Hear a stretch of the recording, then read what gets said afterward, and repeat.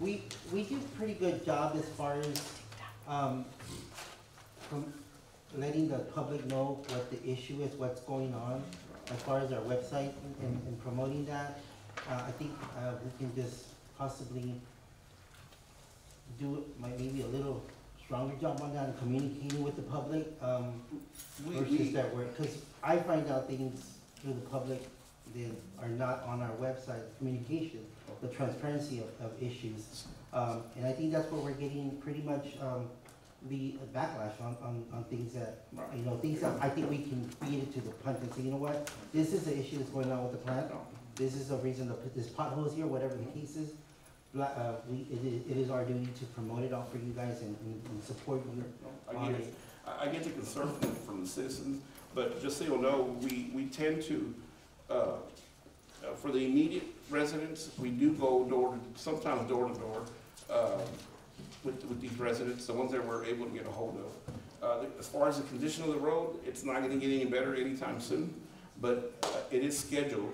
Once all the repairs are made, all the maintenance and the repairs that are happening here, once they're done completely, we are gonna revamp that road, that section of road. It's roughly 325 linear feet of road that we're gonna redo completely, including the intersection. Now, it's bad, it is bad, but we do plan on fixing the road from all the damage that we cause. You know, there's natural damage on it, that's gonna get fixed too. So it was the water from the water well that was going to that street then, correct? From the what? Right there where Trevino and Colorado, that. What was the water coming from? It is, because it seemed like all the water was right there, then it was, I passed by the other day, it's patched up, but now the water over there where there's stop signs, go up the road, when you turn, there's water in those people's yard. You haven't gotten any backlash about that? We do not, because honestly, that happens on a natural basis. That is a natural drainage. So whenever we get an inch of rain, we have the same problem. So it's not really, I mean, nobody likes it, of course, but it's not something unnatural at this point. I mean, it's become second nature to most, because if they were to concentrate on the alleyway, you can see where the natural drainage occurs, and we actually have, what do you call those things, Steve? Berms? Not berms, but indentions. Retention ponds? Retention ponds? No, not retention pond, but it's in the concrete itself, we have little. I forgot what they're called. They're basically cuts. They're cuts in the concrete to kind of mitigate the flow. So if you notice that those are in place already, and then there's stuff that the Westview Apartments has done too, that pretty much adds to the drainage there. But I have a question, Hector. How long has this water well back there, had it been serviced like this? This major, Like what they're doing now. to my knowledge, it'd be the first time that the Colorado, Ever? since its erection. Since the 1970s. Yes, I would say so. I would venture to say so. In my tenure, I have not known of anything this major going on, aside from little rehabs, little renovations to meet TCQ requirements we've done. But this major undertaking, I've never seen it.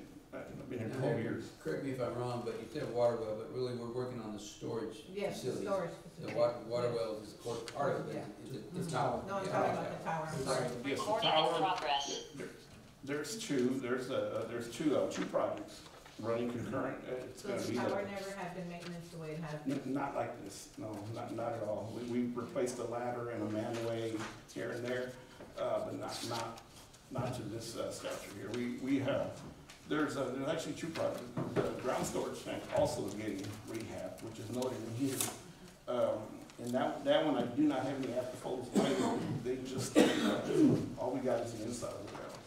You know. To that end, Council, you'll see some of the photos. I think you see one on, it's not marked, but it's on the Colorado plans. Forgive me on page 48, but Hector did a pretty good job taking the photo of the before on one of the. Yes, that one.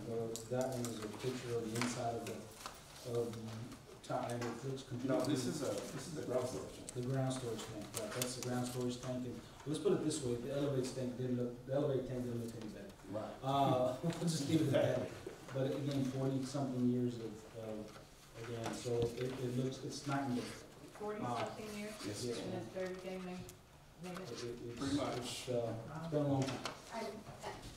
And why is that? Because they didn't need it, or we just, It's just on some stuff like this, quite frankly, this is just my opinion, again, I wasn't here 40-something years ago, or even 5 or 10 years ago, but my assumption is the lack of funding, and just making capital improvements, improving what you have, right, and keeping up with it, and as best you can. It's not an insult to any previous administrations or any councils, it's just stuff that we know we have to get done, right, and moving forward, I mean, my suggestion and recommendation to council is if you continue to do projects like this, to keep what you have and try to keep it as safe as, and as, you know, as best you can for the community, because they're not cheap. The price of an elevated tank is running over $1 million. I mean, you're talking a lot of money for one tank.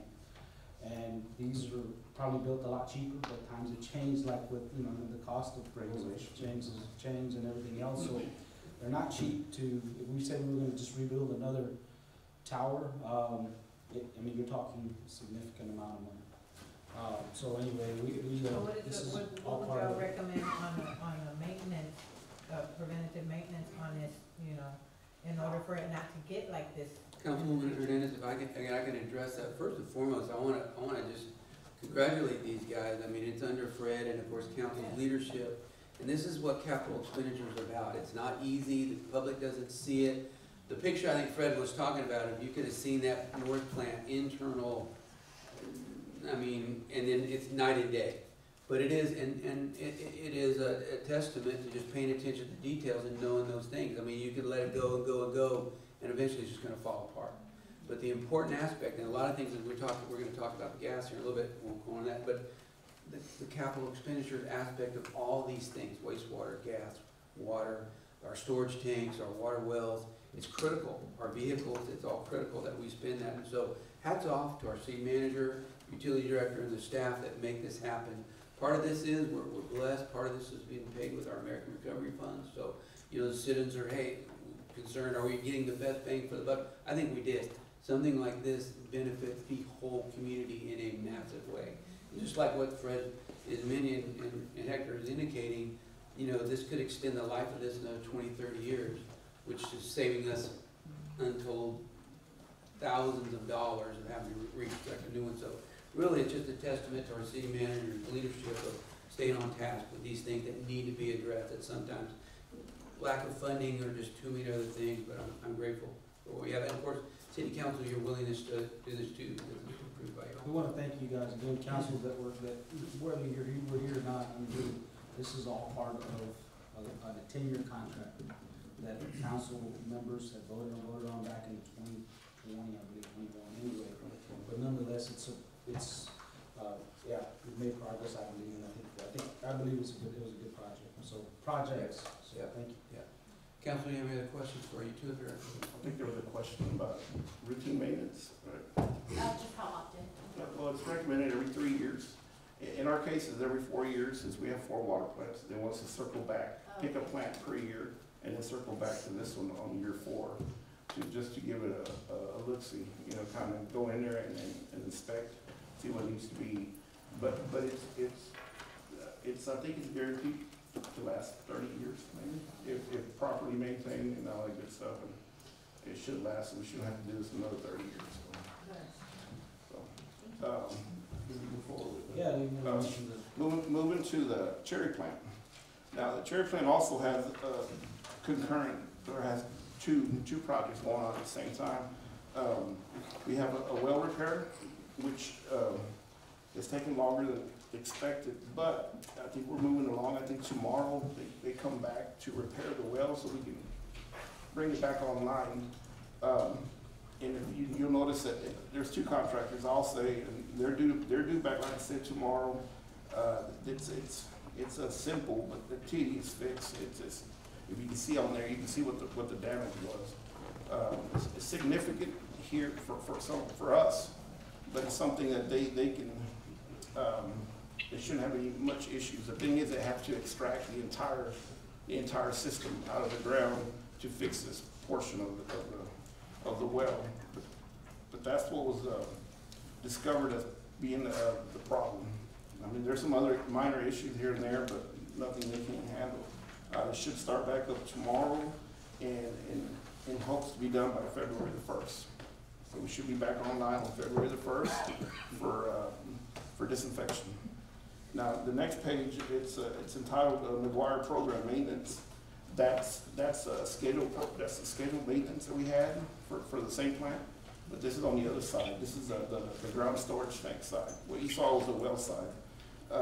Basically, they're about maybe 100 feet apart from each other. And what happened here was the roof was decrepit and then had to come off. So we replaced the entire thing. The entire roof got replaced and the entire tank got redone inside out. And that one's complete. That portion of the project is done, except for the disinfection part, which is waiting on the well to get fixed so we can bring it back online so we can disinfect that portion of the project. So if anybody asked you why a crane was there, it was there, that's why it was there, to replace the roof on there, you see it in there, as a replacement on, but they fabricated that roof and put it on there. Right. And everything, the epoxy, the refinish, everything's been done on that part of the project. So that was complete. The remaining two plants are running good. They're running flawlessly at this point. So I don't think I have anything to say on the east and the north plant. They have no issues at this point. Everything's fine. We did experience some low water pressure a few days ago, but that had nothing to do with our system. Some contractors hit a major line, and so we had to go out there and fix it. So it took maybe half a day to 10 hours before we were able to get pressure back to a good PSI. So that said, if you have any questions, I'm more than happy to answer. Council, any other questions? Commissioner, again, thank you very much. All right. Great. All right, with that, moving on to item 8E. Yes, sir. Presentation regarding gas system expenses, revenues, and related matters. This is the presentation. City Manager, you have the floor. We're gonna try to get the presentation up, cannot get it out. It has fried my computer. It has fried the computer. I Please just reckon. I did give them handouts. Do you need this, I did give them. Grace? Yes. Yes, I've got it. I was hoping to read off the presentation, but I'll have to read off this thing, okay?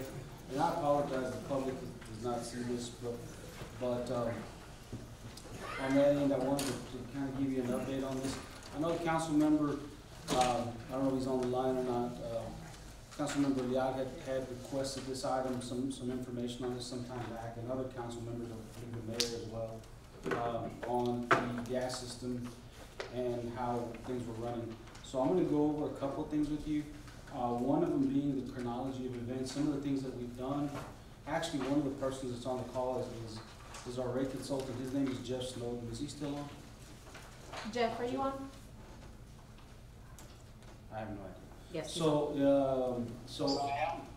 great. But Mr. Snowden, back in 2020, September 2020, he performed a rate study. Now, for the council members that are not familiar with a rate study, the way it works is Mr. Snowden and KPEX, they gather a lot of our information, number of customers, what our rates currently are, our utility rates, the type of customer we have. So there's different types of things that he looks at, how much of water we're using, how much water we're losing. A lot more detail than what you see, what I provided for you. But what I'm going to give you is just a summary of what it is that has been done, and then recommendations moving forward. Anyway, at the time in the study, he studied the rates and the usage and things of that sort as it relates to water, wastewater, gas, and our trash service. So he did analysis on 4 different, what I would call our utility system, and how much we should be charging customers and things of that sort. But in customers and all that, I won't There was no rate increase on gas rates.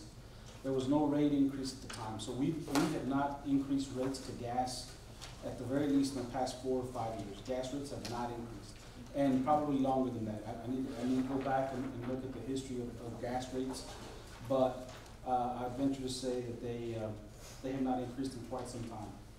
In July of 2022, Mr. Peña came in. I don't know if you guys remember, Mr. Simon Peña came in, made a proposal to do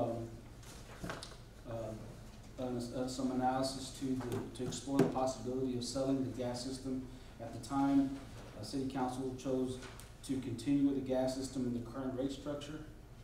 The summer of 2023, I don't know if you guys recall this, but we had West Texas Gas let us know that they were going to be working on a transmission line, which is just, west of our system, Hector? West of our transmission line comes in for 1581.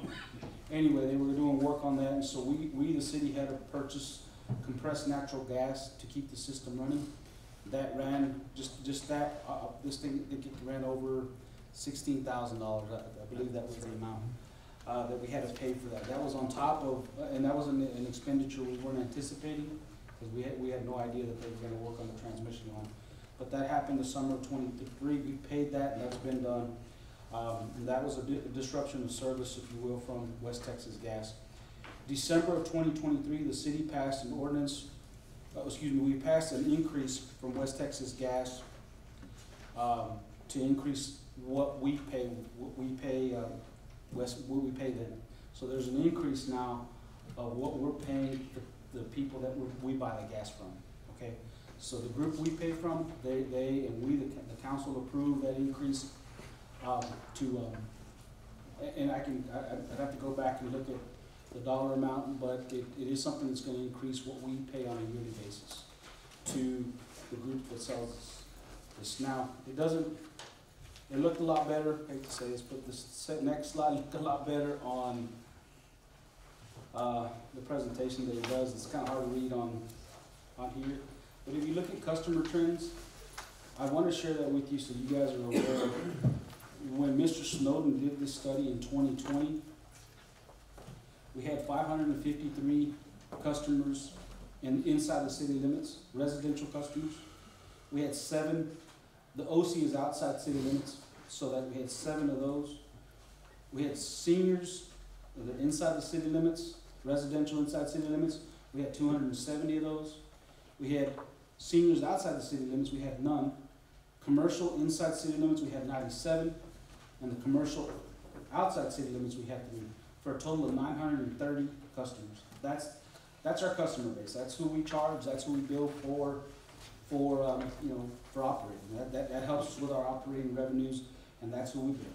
Okay. As of 2023, this is as of the end of September 2023. If you can look at this, the residential went down from 553 to 460 customers. The residential outside city limits went up by 1 from 7 to 8. Residential inside city limits went down from 270 to 245. The senior outside city limit customers went up by 1. Your commercial inside city limits went down from 97 to 85, and your commercial outside city limits stayed the same. All in all, it was a total of 802 customers now, as of 2023. We anticipate this trend to continue. It's a 13% decrease in the number of customers that we've had from 2020 to 2023. So we decreased our customer base, and by doing that, those costs at some point need to be spread out because we don't have the numbers to support the rates, and so that's going to continue to be an issue. When I talk about, on this next page, when I talk about cost of goods sold and MCF analysis, you can see on some of this what we've purchased, and what MCF is the volume, how much we are actually buying from West Texas Gas. So it's 54,000 units in 2013, 61,000 units in 2018. And what I did is I spread it in 5-year increments. So you can see that. And then in 2023, we bought 59,532 units. In dollars, this will show you the very column to the right there. We spent $287,198 in 2013, $273,844 in 2018, and fiscal year 2023, we spent $242,057, and the average amount there is $267,366. That is what we're paying our provider, the person that sells the gas, the group that sells us, keep saying person, the groups that sells us the gas, and all in all, we pay them about $267,000.